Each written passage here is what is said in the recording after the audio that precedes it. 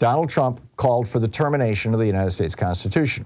It was a post over on his Nazi-infested message board, Truth Social.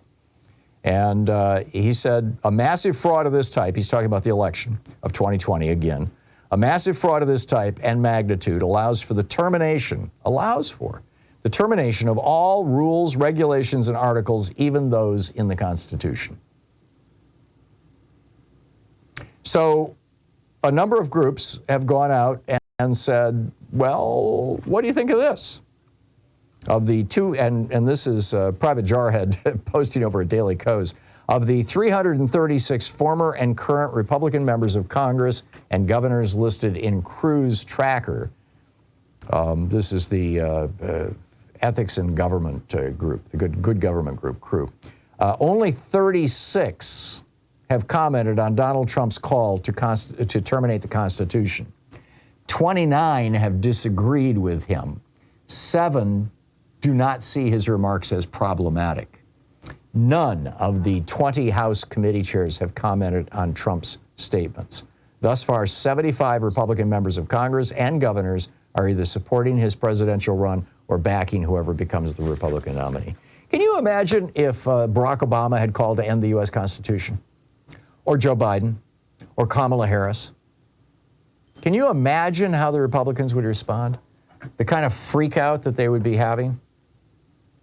There would be hysteria on steroids. So I just, I'm astonished by how our media treats Donald Trump with kid gloves, like he's just another Republican and everything is normal. Why isn't this not being discussed?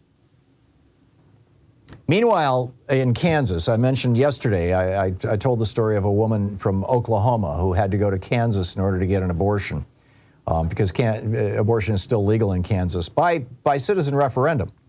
And the Kansas House voted Wednesday. They passed 3 pieces of legislation. 2 of them are just phony baloney stuff. One says that you must care for an infant who's born alive during abortion, something that doesn't happen. And the other says that you have to inform patients that mifepristone abortions are reversible, which they're by and large not. But the third bill makes it harder for abortion providers to get liability insurance. And this could put the abortion providers in Kansas out of business. The governor, Laura Kelly, Kansas has, I believe, a Democratic governor, and the Republicans yesterday voted to override her veto. So, hang on. One of the last states, the American College of Obstetricians and Gynecologists, never mind. They have said that both the Born Alive bill and the reversing abortions is just, crazy, hysterical BS coming out of the anti-abortion freaks. But anyway, so that's going on. By the way, today is South Africa Freedom Day. South Africa's first apartheid democratic elections were held on this day in 1994. Over the objections of Ronald Reagan, I'm sure. We'll be back with your calls on the other side of this break.